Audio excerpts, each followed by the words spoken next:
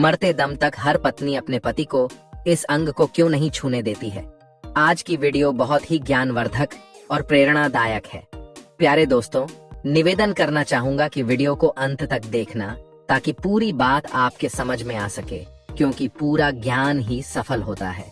आधा अधूरा ज्ञान किसी मतलब का नहीं, किसी काम का नहीं। इसलिए वीडियो जब भी देखें तब पूरा अवश्य देखें, जिससे माता लक्ष्मी की कृपा से आपका घर में धन की वर्षा हो। तो आइए प्यारे दर्शक बंधुओं, हम जाने के इस वीडियो के माध्यम से कि स्त्री का कौन सा वो अंग है जिसे पत्नी पति को कभी नहीं छूने देती। तो बने रहिए वीडियो का अंत होने तक। प्यारे दर्शक बंधुओं, कहा जाता है कि पति और पत्नी का रिश्ता अटूट रिश्ता है।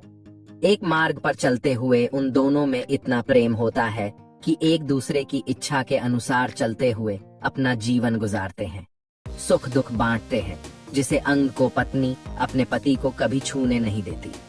और पति गरीब होता है। सिंगल द्वीप में एक नरसिंह नाम का राजा राज करता था। वो राजा अपनी रानी से बहुत प्रेम करते थे और रानी भी नरसिंह राव से बहुत प्रेम करती थी।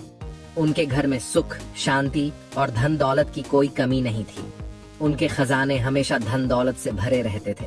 प्यारे दर्शक बंधुओं, वो राजा नरसिंह राव अपनी रानी से इतना प्रेम करते थे कि उनकी रानी की बड़ी या छोटी जो भी ख्वाहिश होती थी वो तुरंत पूरी होती थी।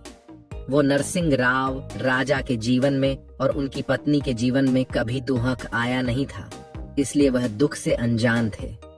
वो दुख जानते नहीं थे कि दुख कैसा होता है और क्या होता है। खुशी खुशी वो दोनों अपने जीवन को बिता रहे थे। उनका जीवन में कोई समस्या थी ही नहीं। भगवान की ऐसी कृपा थी और राजा नरसिंह राव अपने सिंगल द्वीप की बहुत ही सुंदर सेवा किया करते थे। सब लोग उनसे बड़े प्रसन्न थे। एक दिन रानी अपने महाराज से कहने लगी, महाराज, आज हमारी एक इच्छा हो रही है।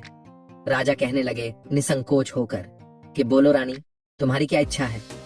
रानी कहती है, महाराज, दिसंबर के महीने में ठंड कड़ाके की पड़ रही है, पर हमारा मन तो नदी में नहाने को कर रहा है। राजा कहने लगे, महारानी, सोचो तो सही, इतनी ठंड पड़ रही है, तुम बीमार हो जाओगी। इस इच्छा को छोड़ दो। उस इच्छा को नहीं करना चाहिए जिसमें हमारा अहित हो, हमारा नुकसान हो। हमें साफ साफ दिख रहा है कि हमारा ऐसे में नुकसान हो जाएगा। आखिर इतनी ठंड में नदी में नहाने की तुम्हारी इच्छा, ये कैसी इच्छा है? मैं कुछ समझा नहीं। इस इच्छा को छोड़ दो। रानी राजा कहते हैं, रानी, तुम बीमार हो जाओगी, स्वास्थ्य खराब हो जाएगा, इसलिए मेरी बात मान करके तुम्हें शिक्षा को छोड़ दो। रानी कहती है, महाराज, यदि तुमने मेरी आज ये हठ पूरी नहीं की, इच्छा पूरी नहीं की, तो मैं समझने में देर नहीं करूंगी कि आप मुझसे प्रेम नहीं करते और जीवन में मैं कभी तुमसे कुछ दोबारा नहीं मांगूंगी। कहते हैं ना प्यारे दर्शक बंधुओं की रात हट, स्त्रियां हट और बाल हट, ये सबसे बुरी हट होती है। अगर ये तीनों किसी बात की जिद कर लें, हट कर लें, तो कुछ भी हो जाए, उस जिद को पूरा करके ही रहते हैं। इसलिए इनसे हमेशा दूर बच करके ही रहना चाहिए।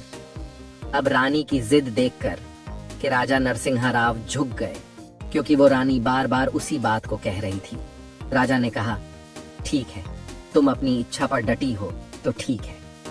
तुरंत ही राजा ने सिपाहियों को आदेश दिया और कहा कि हमारी रानी नदी में स्नान करने के लिए जाएंगे तो नदी की ओर जीतने भी मार्ग जाते हैं, उन मार्गों को बंद कर दो और जिस मार्ग से रानी जाए उस मार्ग को साफ सुथरा बना दो।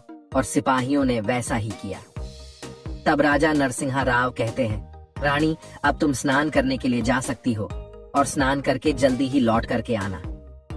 तब रानी कुछ सहेलियों को साथ में लेकर के नदी में स्नान करने के लिए रथ पर बैठ जाती है।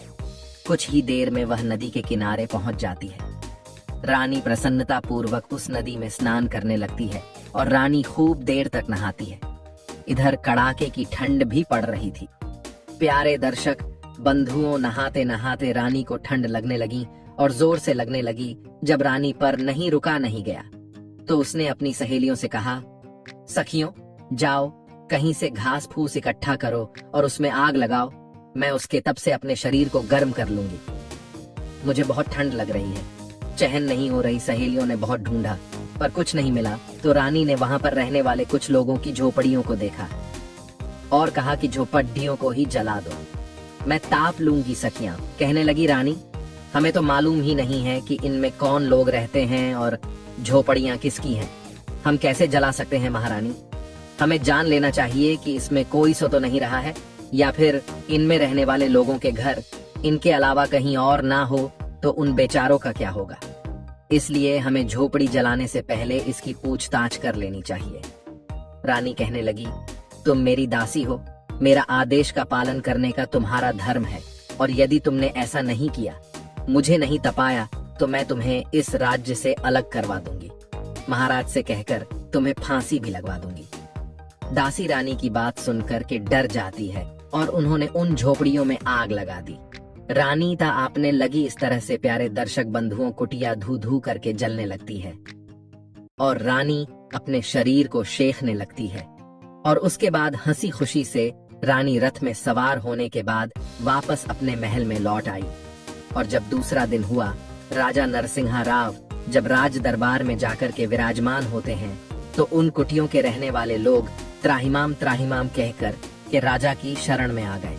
वो सब बेचारे गरीब लोग कहने लगे, महाराज हमारी रक्षा करो, हमें न्याय चाहिए।